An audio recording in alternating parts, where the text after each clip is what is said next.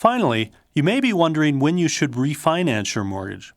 If you have a high-interest mortgage and rates have fallen, you should think about refinancing. But refinancing costs money, so it depends on how long you plan to stay in the home. As a general rule, if current rates are 2% below your rate and you plan on staying in the home for at least 3 more years, you should come out ahead by refinancing. But when you refinance, how should you do it? Or for that matter, when you take out a new mortgage, what kind should you get? When you refinance your mortgage, you may be able to go for a 15 or 20-year mortgage without raising your monthly payments.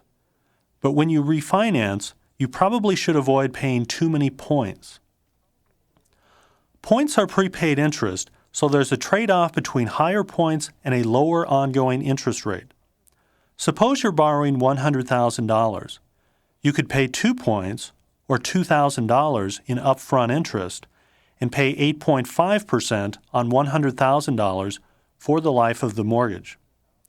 Or you could pay 1 point, or $1,000, and pay the higher rate of 8.75% for the life of the mortgage. Whether you pay more upfront points or not depends on how long you plan to keep the mortgage. If you plan on moving in a short time, say 3 years, it's probably better to take the higher ongoing rate and minimize your cost in points. The situation changes a little if you refinance. If you're taking out a mortgage for a new home, all of the prepaid points are tax deductible in the year you take out the loan. However, when you refinance, points you pay on the refinancing aren't immediately deductible. The cost of the points must be amortized or spread out over the life of the mortgage. So generally, you want to pay fewer points when you refinance. But what type of mortgage should you look for?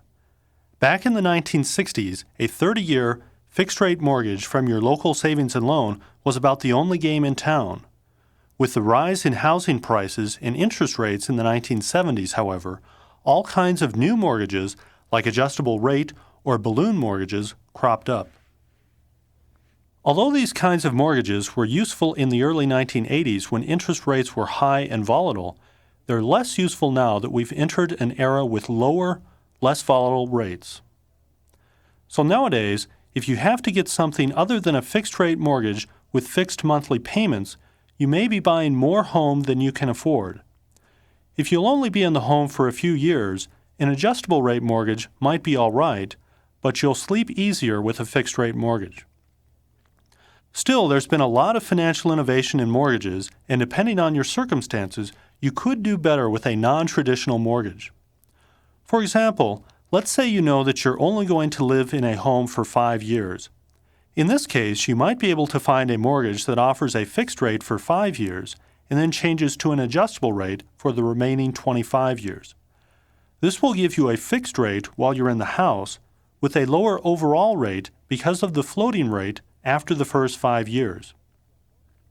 Mortgages will be one of the biggest expenses in your life, so it pays to shop around and look for every advantage you can find.